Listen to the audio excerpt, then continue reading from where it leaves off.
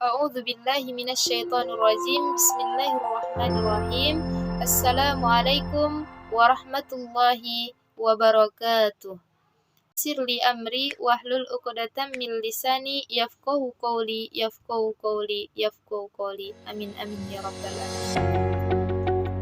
Alhamdulillahi rabbil alamin.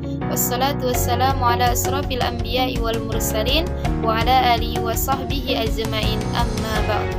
Yang pertama-tama, marilah kita ucapkan puja dan puji syukur kita kehadirat Allah Subhanahu wa taala yang telah memberikan kita beribu-ribu nikmat, di antaranya nikmat kesehatan, nikmat kesempatan, sehingga kita masih dapat melaksanakan kuliah kita sebagaimana biasanya.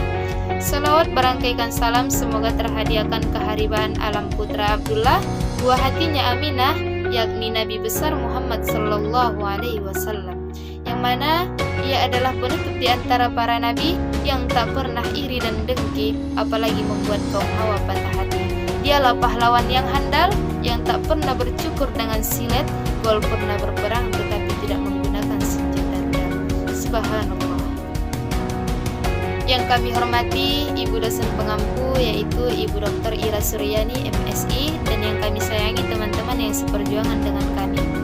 Pada kesempatan yang berbahagia ini kami akan menyampaikan makalah kami yang berjudul Mengenal Allah Subhanahu wa taala atau Al-Mabda'.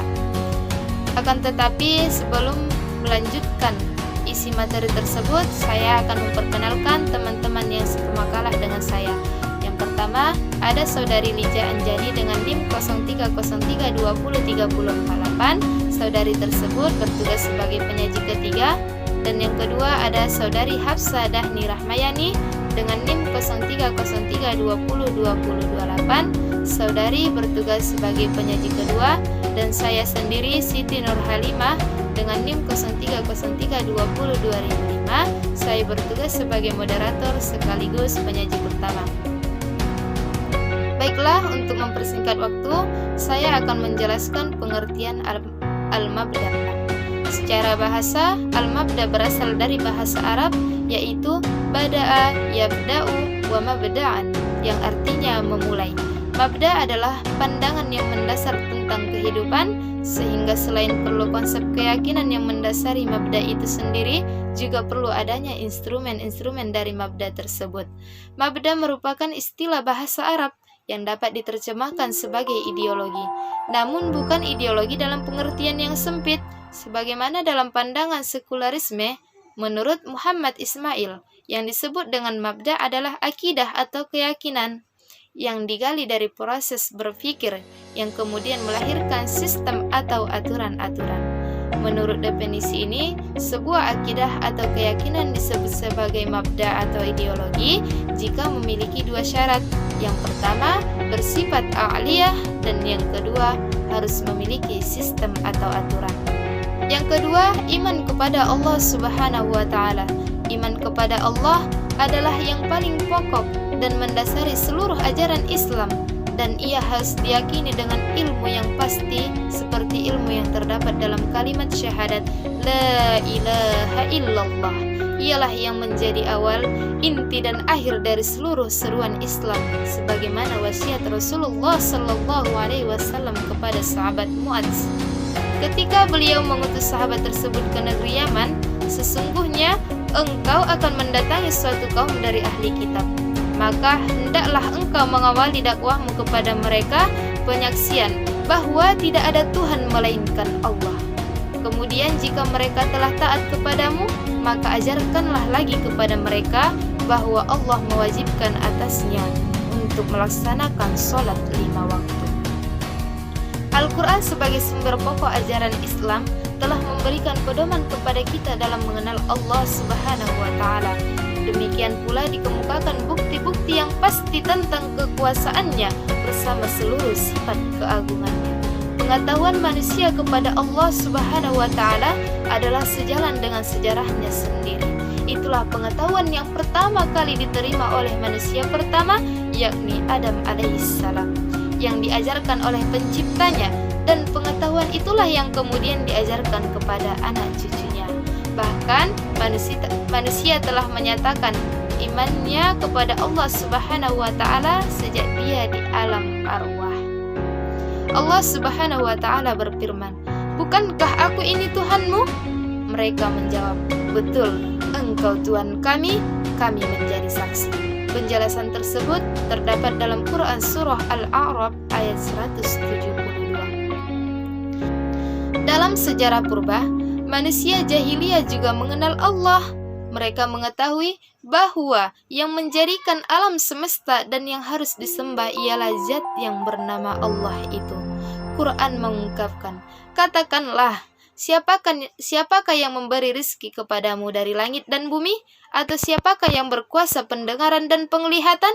Dan siapakah yang mengeluarkan yang hidup dari yang mati dan mengeluarkan yang mati dan yang hidup? Dan siapakah yang mengatur segala urusan?" Maka mereka menjawab, "Allah."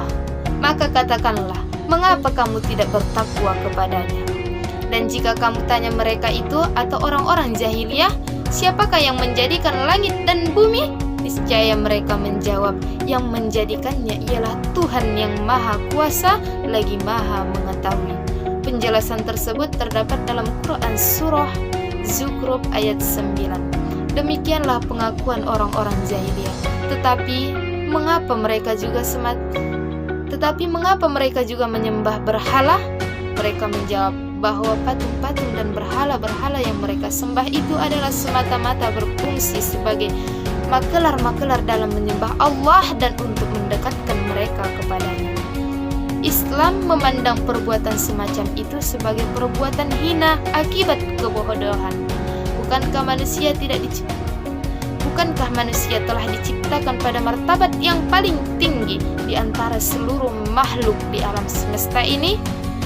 Dengan perbuatan syirik berarti dia telah menjatuhkan martabat kemanusiaan yang tinggi tersebut, sebab dia menghambakan dirinya kepada alam, suatu aniaya kepada diri sendiri. Itulah sebabnya manusia harus langsung kepada Tuhan tanpa menggunakan makelar-makelar sebagai perantara. Karena itu Islam mengajarkan tauhid sebagai sumber hidup dan kehidupan yang benar. Materi selanjutnya akan disampaikan oleh saudari kami Hafsah Dahni Rahmayani. Kepada saudari kami persilahkan dengan segala hormat. Assalamualaikum warahmatullahi wabarakatuh. Perkenalkan, nama saya Hafsah Dahni Rahmayani dengan nomor 1393. Sebelumnya saya ucapkan terima kasih kepada moderator yang telah memberikan saya kesempatan untuk menyampaikan materi saya, yakni sifat Allah dan juga mengetahui wujud Allah. Sifat Allah. 1. Sifat wujud Allah. Adanya Allah bukan karena ada yang menciptakan atau ada yang mengadakan, tetapi dengan zatnya sendiri. Wajib bagi Allah mempunyai sifat wujud, yaitu zat Allah yang pasti ada keberadaannya, baik itu dahulu, sekarang ataupun yang akan datang. Wujud Allah adalah mutlak, bukan wujud muqayyad atau terbatas, bebas dari segala ikatan. Wujud Allah merupakan salah satu perkara yang akromatis, yang dimengerti melalui nalurinya sebelum ia menerima bukti yang rasional. Ia tidak memerlukan bukti meskipun bukti terdapat pada setiap benda. Sifat qidam Allah. Wajib dalam zat Allah mempunyai sifat qidam, artinya bahwa adanya Allah itu sejak sedia kala. Wujud tidak didahului oleh sifatnya dan Allah tidak ada permulaannya. Kebalikan dari sifat qidam adalah baru. Jika Allah itu baru, maka sudah tentu Allah membutuhkan zat pencipta yang lain, sebab sesuatu yang baru membutuhkan pencipta. 3. Sifat baqa Allah. Sifat baqa artinya adalah adanya Allah itu kekal selama-lamanya, tiada akhir dan tiada berkesudahan.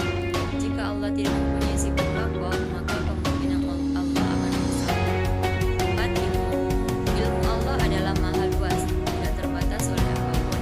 Dengan sifat ilmu Allah dapat mengetahui segala benda dan peristiwa, baik yang terjadi maupun yang akan terjadi, yang mungkin, wajib dan mustahil adanya segala sesuatu.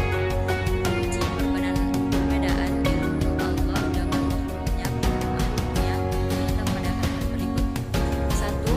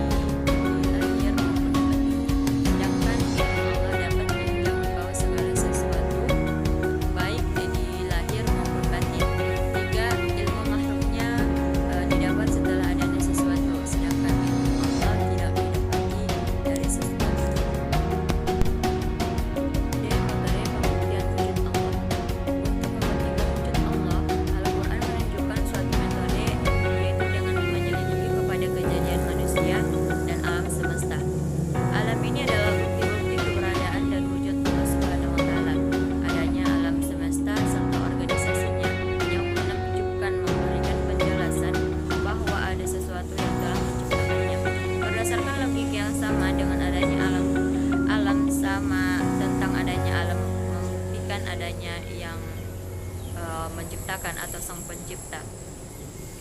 Menurut ajaran Islam, wujud yang ada itu ada dua, yaitu Allah dan alam. Allah ialah Khalik, pencipta alam, di mana Allah sendiri tidak diciptakan. Tidak adanya Allah adalah mustahil. Alam adalah makhluk diciptakan Allah.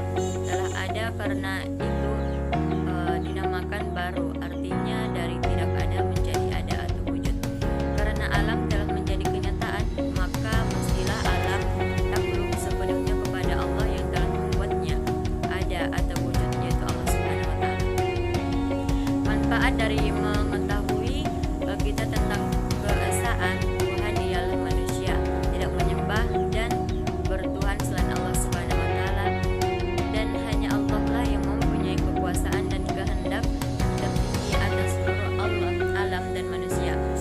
Allah yang berkuasa memuliakan dan menghinakan kepada siapa yang dikehendakinya, dan hanya Allah yang berkuasa memakmurkan atau menghancurkan suatu negeri yang dikehendakinya.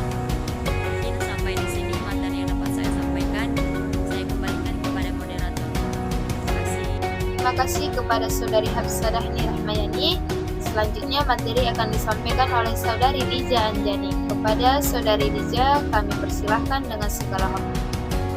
Assalamualaikum warahmatullahi wabarakatuh. Perkenalkan, nama saya Riza Anjani dengan NIM 0303203048. Sebelumnya terima kasih kepada moderator yang telah memberikan saya kesempatan untuk membacakan materi saya. F. Pengertian dan macam-macam takdir. Takdir ada 3 macam, namun semuanya kembali kepada takdir yang ditentukan pada zaman ajali dan kembali kepada ilmu Allah yang meliputi segala sesuatu. Ketiga macam takdir tersebut adalah: pertama, takdir umum atau takdir azali. Takdir yang meliputi segala sesuatu dalam 50.000 tahun sebelum diciptakannya langit dan bumi. Di saat Allah Subhanahu wa Ta'ala memerintahkan al-qalam atau pena untuk menuliskan segala sesuatu yang terjadi dan belum terjadi sampai hari kiamat. Kedua, takdir umuri, yaitu takdir yang diberlakukan atas manusia pada awal penciptaannya ketika pembentukan air sperma usia 4 bulan dan bersifat umum. Takdir ini mencakup rezeki, ajal, kebahagiaan, dan kesengsaraan. Ahli tafsir menyebutkan bahwa pada malam itu dicatat dan ditulis semua yang akan terjadi dalam setahun, mulai dari kebaikan, keburukan, rezeki, ajal, dan lain-lainnya yang berkaitan dengan peristiwa dan kejadian dalam setahun. Hal ini sebelumnya telah dicatat pada Lauhul Mahfuz. Ketiga, takdir yaumi, yaitu takdir yang dikhususkan untuk semua peristiwa yang terjadi dalam satu hari, mulai dari penciptaan, rezeki, menghidupkan, mematikan, mengampuni dosa, menghilangkan kesusahan, dan lain sebagainya. Hal ini sesuai dengan firman Allah Subhanahu wa Ta'ala yang artinya, semua yang ada di langit dan di bumi selalu meminta kepadanya setiap waktu dia dalam kesibukan. Quran Surah Al-Rahman ayat 29. Ketiga, takdir yang terakhir tersebut kembali kepada takdir azali. Takdir yaitu takdir yang telah ditentukan dan ditetapkan dalam Lauhul Mahfuz. Selain itu, takdir dibagi menjadi 2, yaitu takdir mubram dan takdir mu'allaq. 1. Takdir mubram, yaitu takdir Allah yang tidak dapat diubah, tidak dapat memilih, serta tidak memiliki kemampuan untuk mengubahnya. Takdir mubram ini terdapat pada sunnatullah yang ada di alam raya ini. Salah satu contohnya adalah kelahiran dan kematian manusia, perjalanan matahari, bulan, dan planet-planet lainnya sesuai dengan ketentuan yang telah digariskan Allah Subhanahu wa Ta'ala. Oleh karena itu, sunnatullah tersebut juga terbagi 2, yaitu hukum-hukum kemasyarakatan dan hukum alam. Dalam Al-Quran Surah Al-Fussilat ayat 11 dinyatakan bahwa sekali-sekali tidak akan pernah terjadi perubahan pada sunnatullah. Yang kedua, takdir mu'allaq, yaitu takdir yang dikaitkan dengan sesuatu yang lain. Takdir ini dapat diubah dan manusia diberi akal dan hati nurani untuk memilihnya. Karena pada prinsip dalam kehidupan ini ada sisi positif dan negatif yang akan selalu mengikuti perjalanan panjang manusia. Sisi positif dan negatif tersebut disebut dengan takdir dalam konteks takdir mu'allaq, atau kata lain adalah nasib. G. Wujud al-Khalik adalah pasti. Perasaan fitri kita menunjukkan adanya kekuatan maha dahsyat yang mengendalikan alam semesta. Ini merupakan dalil yang benar atau pasti akan adanya al-Khalik. Kita dapat membuktikan dengan kenyataan yang ada di alam kehidupan manusia yang menunjukkan perasaan fitri benar-benar sesuai dengan kenyataan. Banyak sekali ilmu dan pengetahuan tentang jiwa yang hanya merupakan perasaan di lubuk jiwa manusia. Bagaimanapun tingginya tingkat kemajuan ilmu pengetahuan, ia tidak dapat memberi tambahan pengetahuan melebihi apa yang dicapai oleh fitrah manusia. Contohnya, seorang bayi yang baru lahir dengan fitrahnya yang menusuk kepada ibunya tanpa belajar terlebih dahulu. Demikian pula seorang ibu memberikan kasih sayang kepada anaknya, baik mengetahui hal ini dapat menjaga anaknya maupun ia tidak mengetahuinya. Salah satu perasaan fitri manusia adalah pengakuan adanya Al-Khaliq, pencipta alam semesta, dan pengakuan butuhnya alam raya ini akan ilmunya untuk mengatur segala sesuatu. Ini merupakan perasaan setiap insan. Semua merasakan bahwa adanya Allah adalah suatu hal yang pasti. Dia memiliki kekuatan mengatur segala sesuatu serta bersifat maha bijaksana. Hal ini dapat ditegaskan dalam Al-Quran, yang artinya, maka hadapkanlah wajahmu dan luruskan kepada agama Allah, tetaplah atas fitrah Allah yang telah menciptakan manusia menurut fitrah itu. Tidak ada perubahan pada fitrah Allah. Itulah agama yang lurus, tetapi kebanyakan manusia tidak mengetahuinya. Quran Surah Ar-Rum ayat 30. Dengan berakhirnya penyampaian materi yang disampaikan oleh pemateri ketiga, maka berakhirlah penyampaian materi kami pada pagi hari ini. Semoga apa yang telah kami sampaikan bermanfaat bagi teman-teman semua, khususnya untuk diri saya sendiri. Kami memohon maaf jika terdapat banyak kesalahan, karena kesempurnaan hanya milik Allah Subhanahu wa Ta'ala. Sekian kami akhiri dengan salam. Wassalamualaikum warahmatullahi wabarakatuh.